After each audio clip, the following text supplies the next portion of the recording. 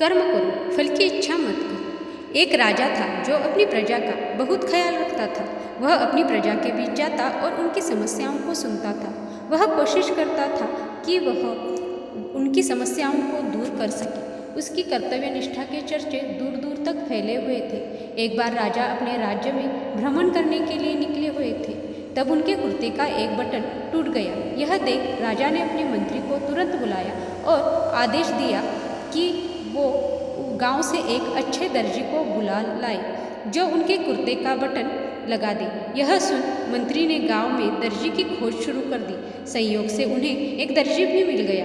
गांव में उसकी एक छोटी सी दुकान थी। उस दर्जी को जल्द ही राजा के पास लाया गया। उस दर्जी ने राजा से कहा कि क्या वो उसके कुर्ते के बटन सिल सकता है।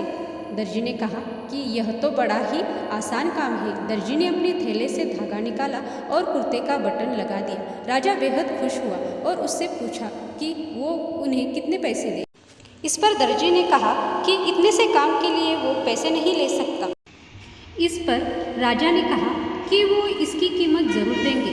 दर्जी ने सोचा कि उनसे तो बस धागा ही लगाया है तो उसके 2 रुपये मांग लेता हूँ। फिर दर्जी ने सोचा कि कहीं राजा यह न सोचे कि इतने से काम के 2 रुपये तो गांव वालों से कितना पैसा लेता होगा। यह सब सोच समझकर दर्जी ने कहा कि वो अपनी इच्छा से जो भी देंगे वो ले लेगा।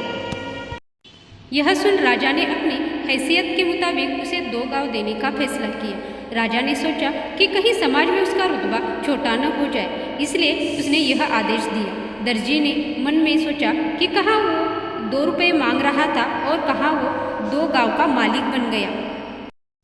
इस कहानी से हमें यह सीख मिलती है कि हम सभी अपनी क्षमता के अनुसार सोचते हैं, लेकिन भगवान हमें अपने हिसाब से सब कुछ देते हैं। हम छोटा मांगते हैं और कई बार भगवान हमें उनके देने की क्षमता के आधार पर कुछ अच्छा और बड़ा दे देते हैं। इसलिए गीता में श्री कृष्ण ने भी कहा है कि कर्म करो, फल की इच्छा मत करो, और यही इस कहानी का सार भी है। जय श्री कृष्ण।